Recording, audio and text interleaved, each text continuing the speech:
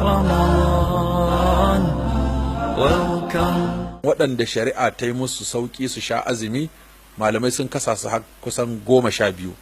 na farko akwai mace mai jinin al'ada, dole ta sha azumi in ta samu tsarki sai ta rama, za ta iya ramawa a jere ko a rarrabe ko a kusa ko a nesa. sannan mace mai jinin haihuwa lokacin da jinin yake zuba ita ma za ta sha azumi sai ta zo ta rama daga baya ko a jere ko a rarrabe ko a kusa da Ramadan ko a nesa da Ramadan. na uku shine matafiyi wanda yake cikin halin tafiya, ya samu ya azuminsa in ya ga ba zai sha wahala ba, kuma ya samu ya sha azumin in ya so daga baya sai rama.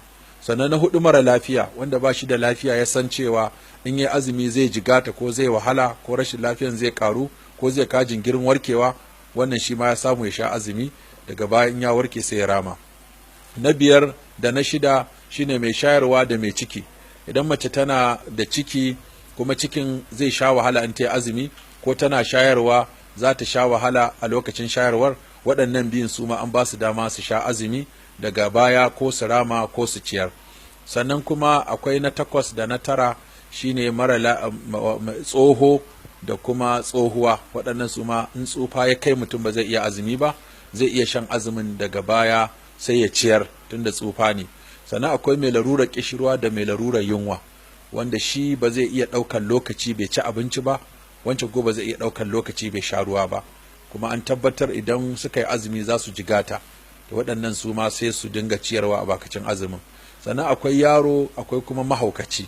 su waɗannan dama yaro ba azumi a kansa, saboda annabi sallallahu alaihi wasallama ya ce an ɗauki alƙalamin shari'a akan mutum 3, mai bacci sai ya farka, yaro sai ya balaga, mahaukaci sai ya warke, da haka su ma suna ciki. sannan akwai na 12 shine mai farfadiya, wanda yake da larurar da zai faɗi awanni bai farfado ba, shi ma in ya samu wannan larura a ranar da yake azumi, to wannan azumin ya karye sai ya ci abinci.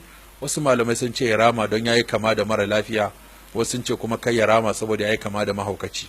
waɗannan su ne wato mutum 12 da aka yi musu uzuri su sha azumi daga baya sa rama.